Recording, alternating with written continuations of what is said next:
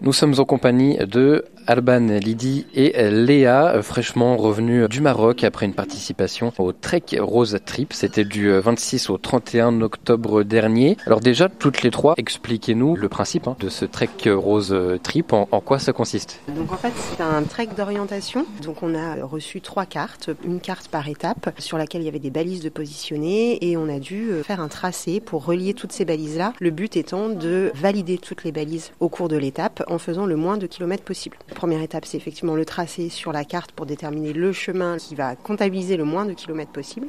Et une fois qu'on a fait ça, il faut aller sur le terrain pour trouver les balises, les valider en s'orientant avec simplement une boussole. Tout ça aussi, ça a une vocation humanitaire. Oui, tout à fait. Le but, c'est éventuellement de récolter des fonds pour Ruban Rose qui s'engage dans la lutte contre le cancer du sein et donc de sensibiliser finalement le public à la lutte contre le cancer du sein. Et donc toutes les trois, vous êtes collègues. Expliquez-nous comment vous avez décidé de vous lancer là-dedans. C'est Alban qui a eu cette idée l'année dernière, donc ça fait déjà 1 an, c'était au mois de novembre, je me rappelle, elle m'en avait parlé. Et après, du coup, on s'est dit, il nous faut une 3e personne, que c'est forcément des équipes de 3. Et nous avons cherché parmi les plus sportives de nos collègues, avec qui on s'entend aussi très très bien. Et du coup, on a proposé à Lydie qui a dit oui tout de suite. Et du coup, on s'est lancés toutes les 3 dans cette aventure. Il y a une préparation particulière avant d'aller au Maroc ?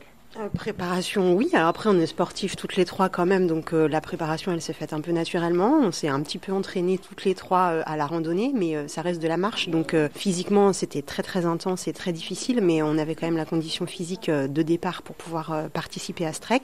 On s'est surtout entraîné à la navigation avec la boussole, parce que là, pour le coup, on était totalement débutante. Ça change du GPS. Alors ça change du GPS, effectivement.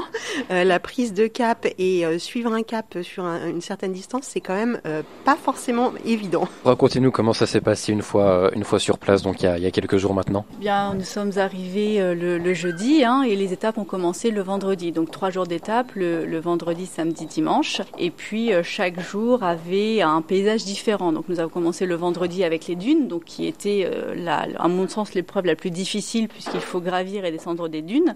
L'étape 2, donc le samedi, avait une variation de paysage avec un peu de dunes et un peu de règles. Et puis le dimanche, c'était vraiment que du règle, mais ça ne veut pas dire plat. Clairement, nous avons beaucoup monté, nous avons beaucoup descendu, beaucoup de dénivelé en fait. Nous étions dans la catégorie la plus difficile, Open Plus, donc en moyenne à peu près 20 km par jour, par à peu près 40-45 degrés. Donc, mais j'ai l'impression que nous n'avons pas trop souffert de la chaleur. En fait, c'est pas du tout les mêmes 45 degrés qu'en France. En fait, c'est beaucoup plus supportable. C'est pas la chaleur qui nous a le plus fatigués. Je pense que c'est au bout de 3 jours de marche à 20 km par jour, le corps quand même commence à fatiguer de lui-même. Est-ce que vous avez rencontré des obstacles, des difficultés particulières ? On est un peu sorti de notre zone de confort quand même parce qu'on était sur un bivouac dans des tentes avec le confort rudimentaire, donc c'est vrai que c'est pas dans nos habitudes.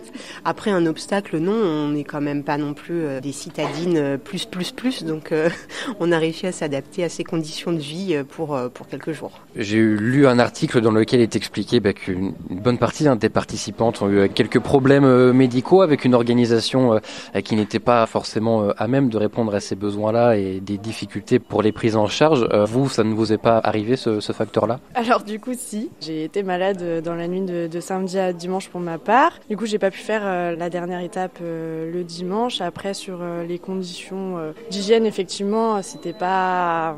Voilà. Je pense qu'il y a assez d'articles pour l'instant dans les journaux pour un peu décrire ce qui s'est passé. Ça a un petit peu entaché la fin de notre aventure, mais nous, voilà, on va garder vraiment le début, les premières étapes et le côté sportif ensemble, quoi. Vous me faites la transition, c'est parfait. Justement, qu'est-ce que vous allez retenir toutes les 3 de cette aventure ?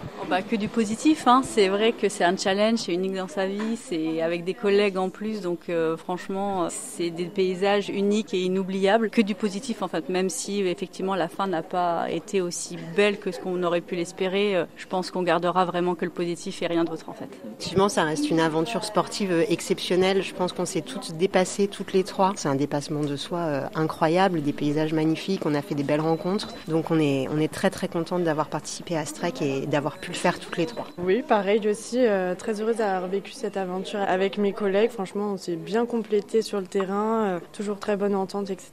On a réussi haut la main quand même les épreuves Pour des personnes qui n'avaient jamais fait de course d'orientation, on a quand même eu un très très bon classement. Donc on est assez fiers de nous quand même. Je pense qu'on va aussi remercier grandement notre entreprise O2 qui nous a sponsorisé en entier, qui nous a vraiment encouragés. On recevait des messages tous les jours de nos collègues sur les réseaux. Franchement, ça a été un gros apport pour nous et on tient vraiment à remercier O2. On va pas préciser, mais le nom de votre équipe portait le nom de l'entreprise O2, là, des frontières. Merci beaucoup, Alban, Lydie et Léa, de nous avoir raconté cette belle aventure du Trek Rose Trip au Maroc. Merci beaucoup. Merci.